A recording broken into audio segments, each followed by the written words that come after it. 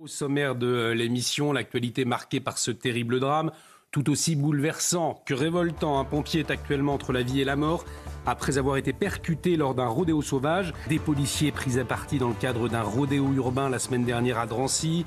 Un élu municipal roué de coups en Gironde alors qu'il tentait de faire cesser un rodéo sauvage. Et nous avons bien sûr en tête la mort de la petite Camilia en 2024, percutée par une moto. Alors si Gérald Darmanin, Bruno Retailleau se sont exprimés cette semaine sur ce fléau, eh bien on le constate, malgré les alertes, un cap a été franchi. Nous avons Benjamin Camboulive avec nous, porte-parole alternative police CFDT. Merci d'avoir accepté notre invitation. Je me tourne vers vous, Benjamin Camboulive. Effectivement, c'est un pompier, donc c'est un homme qui porte l'uniforme, un pompier volontaire, donc c'est-à-dire que c'est un choix pour lui d'aider ses concitoyens. Et c'est lui, aujourd'hui, qui n'a rien demandé, qui est victime de ce fléau des rodéos urbains. Et Dieu sait s'il y en a eu des alertes. Nous en parlons régulièrement, nous en avons parlé avec vous, mais les conséquences étaient jusque-là des nuisances sonores. Sauf que depuis quelque temps, ce n'est absolument plus ça, c'est la mort au bout d'un rodéo sauvage. Oui, des alertes, comme vous le disiez, dans l'actualité récente, on en a eu beaucoup, qu'on a eu l'occasion de commenter. Il y a eu Drancy, avec mes collègues qui intervenaient initialement pour un rodéo urbain, et où on voit l'autorité de la police qui est complètement bafouée déjà par le rodéo en lui-même, et puis ensuite par cet attroupement qui vient essayer de les empêcher de travailler, avec même une tentative de saisie d'armes de l'un d'eux. Donc on voit que l'autorité de la police n'est absolument pas respectée. Ensuite, il y a eu cet élu qui a été agressé en voulant mettre un terme à un rodéo urbain sur un terrain de sa commune, un terrain de Baltrop. Oui.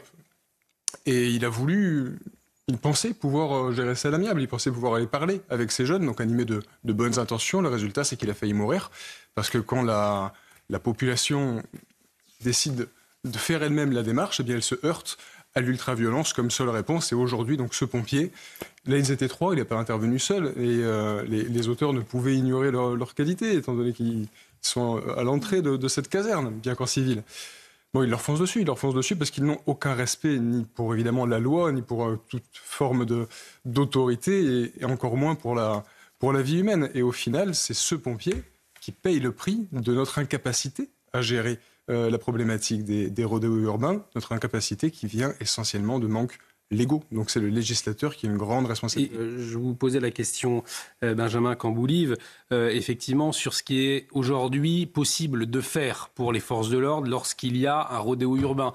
Puisque si on vous dit uniquement de prendre la plaque d'immatriculation et puis de faire demi-tour, eh bien on imagine bien que ça a peu d'effet. Déjà, faut-il encore qu'il y ait une plaque d'immatriculation sur le véhicule incriminé, première chose. Et qu'elle ne soit pas volée. Et de deux, est-ce qu'aujourd'hui, le délinquant a vraiment peur, finalement, de cette technique d'enquête, si je puis dire ? Alors, dans un cadre de rodéo, vous intervenez effectivement sur des gamins sans casque, juchés sur des motos sans plaque. Donc, il faut prendre en compte tous les paramètres. Les limites de l'action de la police, elles sont déjà matérielles. C'est-à-dire que quand vous prenez en chasse un deux roues, idéalement, il faut être sur un deux roues. Sinon, vous ne pouvez pas le suivre. Des motards, on n'en a pas tout le tour du ventre. Et même en étant sur des motos, on n'a pas de garantie de succès. Ce qui est certain, c'est qu'on n'en a aucune en voiture. C'est-à-dire qu'une fois que vous arrivez dans les petites rues des cités, vous vous faites larguer en une seconde. Donc au niveau matériel, opérationnel, la limite, elle est là. Tout en sachant que c'est de la faute de la police s'il part et qu'il fauche quelqu'un, et c'est de la faute de la police si, en le poursuivant, il fait une chute. Donc notre autre limite, c'est celle de l'arsenal législatif. On a déjà durci la loi. C'est-à-dire qu'on a déjà passé les saisies et destructions automatiques des véhicules quand on n'arrive pas à retrouver le propriétaire. Parce que ces véhicules, bien souvent volés, en tout cas, ils n'ont pas de propriétaire fixe, ils se la passent de main en main. Et c'est pour ça que ça les impacte peu, les mesures qui vont en ce sens. Là, je pense à la circulaire de M. Darmanin, qui prévoit cette fois la saisie automatique de tous les véhicules impliqués donc, dans le cadre des rodéos. Encore une fois, puisqu'il n'y a pas de propriétaire attitré, mais que ça appartient à la cité, puisqu'il y a une personne, c'est pas ça qui les dissuade réellement. En fait, ce qui nous manque, c'est la possibilité, vous y faisiez allusion, de recourir au contact tactique. Très concrètement, la police, les forces de l'ordre, police, gendarmerie, est-ce que vous avez sur la table des propositions très concrètes pour dire « mais nous, on sait, vous inquiétez pas, il y a un rodéo urbain, vous nous laissez les mains libres, dans 1 mois, 2 mois, 3 mois, c'est terminé ». Est-ce que ça, vous seriez fait ou pas ? C'est-à-dire qu'on parle d'être de nouveau efficace sur le terrain et au tribunal, c'est-à-dire interpeller et punir. Donc il y a 2 axes. C'est effectivement légiférer pour permettre le contact tactique et la question de la réponse judiciaire. Légiférer pour le contact tactique, ça veut dire quoi ? Ça veut dire donner un cadre d'intervention spécifique, précis, qui permettent aux policiers d'intervenir, qui permettent d'agir avec la protection de la loi. Et il faut bien entendre qu'on n'est pas en train de parler de faire n'importe quoi. On n'est pas en train de dire qu'on va foncer pour rentrer sur n'importe quelle hauteur de refus d'obtempérer. On imagine une formation spécifique, une habilitation, donc une formation initiale, une formation continue avec des recyclages. Ça ne concernerait que les effectifs qui ont vocation à procéder à ce type d'interpellation. Et le simple fait que ce soit en place aurait un effet dissuasif sur au moins 80% des auteurs. Ça, c'est une certitude. Et de toute façon, on n'a pas le choix. On ne va pas les arrêter avec un lasso. Donc il va bien falloir qu'on trouve un autre moyen pour intervenir, parce qu'on se doit de répondre aux dangers qu'ils font courir aux riverains. Et à toutes ces familles qui ont les gamins qui sont fauchés par des véhicules extrêmement dangereux. Et pour la question de la réponse pénale, ce qui se passe aujourd'hui avec ce pompier, ça nous montre aussi le manque d'impact de la réponse judiciaire, parce qu'il a 19 ans. Il a 19 ans, il a un casier long comme le bras. Donc le palmarès, il l'a commencé quand il était mineur. Exactement. Il aurait dû avoir des sanctions. Il ne les a pas eues. Et celui qui paye l'addition, c'est le pompier, au bout de la chaîne, en fin de course. Donc ce qu'il faut, c'est sortir de notre approche où on repousse toujours plus la sanction, notamment avec l'excuse de minorité, aussi avec les aménagements de peine pour les majeurs, parce que ça, ce raisonnement qui veut qu'en mettant ce système en place, on va vider les prisons, parce qu'en gros, si on ne met pas les gens en prison, les prisons se vident, c'est l'inverse qui se passe. Ne pas les mettre en prison, ça crée un climat d'incitation, et donc ça pousse à commettre de nouveaux faits, à commettre de nouveaux délits. Ce qu'on doit mettre en place, ce sont des courtes peines, même des ultra courte peine. L'important, c'est qu'il y ait une réponse de la justice dès le premier fait de délinquance, de façon à ce que ça agisse comme un vaccin. Vous êtes pour, mais la plupart des syndicats ne le sont pas. Et Laurent Nunez, préfet de police de Paris, est vraiment contre, absolument contre. Il y a un débat, effectivement, dans les forces de l'ordre. Un cadre légal très précis pour l'intervention, puisque c'est du manque de réponse que naît l'incitation. Là, on a une situation où on n'agit pas sur le terrain parce qu'on a des freins légaux, on n'agit pas dans les tribunaux parce qu'on a un système anticarcéral. Il ne faut pas s'étonner de voir la récidive et la réitération augmenter. Et pour ce qui est du risque physique, pardonnez-moi, mais celui qui m'importe le plus, c'est celui des victimes et des riverains qui risquent d'être fauchés. Exactement, vous avez entièrement raison. Quel est votre regard, vous, de policier, Benjamin Camboulive ? Est-ce qu'il y a la notion de risque ? Est-ce qu'on a une cible dans le dos aujourd'hui quand on est en uniforme en France ? Alors, ce que j'entends, c'est que ça puisse rassurer les usagers des transports, etc. Et puis qu'on se dise, c'est bien, on est fiers de porter son uniforme, etc. Voilà. Ça, c'est dans un monde merveilleux. Le monde réel, c'est celui de ce matin, Aix-en-Provence, où un gendarme se prend une rafale de fusil automatique quand il rentre chez lui, à son domicile, en civil. Donc les forces de sécurité intérieure, elles sont prises pour cible, même hors service, même en civil. Là, qu'est-ce qu'on cherche à faire avec ça ? On cherche à mettre des éléments de sécurité dans la société pour pas cher. C'est-à-dire qu'on n'est pas en train de se dire, tiens, on a un continuum de sécurité qui est délabré de la voie publique aux officiers de police judiciaire, aux magistrats, à la prison. Non, on va rajouter une illusion de sécurité en demandant à des gens de revêtir leur uniforme et de devenir des cibles. Ce qui n'amènera pas de réponse sécuritaire. S'ils n'ont pas peur des policiers armés, je ne vois pas pourquoi ils auraient peur des militaires. Mais le phénomène du rodéo urbain, Benjamin Camboulive, il est directement lié aussi au trafic de stupéfiants, il est directement lié aussi à cette guerre de territoire, il est directement lié à cette défiance vis-à-vis de l'État. Tout ce qui porte un uniforme, aujourd'hui, finalement, est une cible. Tout est en effet relié. Les deux roues qui servent pour les rodéos, qui servent aussi à faire le chou dans le cadre des trafics de stupes pour les livraisons de drogue, le stupéfiant qui lui-même apporte une dangerosité encore supérieure au rodéo parce que ça les met dans un état de zombies sur les routes et ça leur donne également le sentiment d'être des surhommes, donc ils vont faire absolument n'importe quoi et ne pas hésiter à foncer sur les gens. Là où je vous rejoins, c'est que la population, voyant le régalien, la police, la justice dépassée, la population est excédée.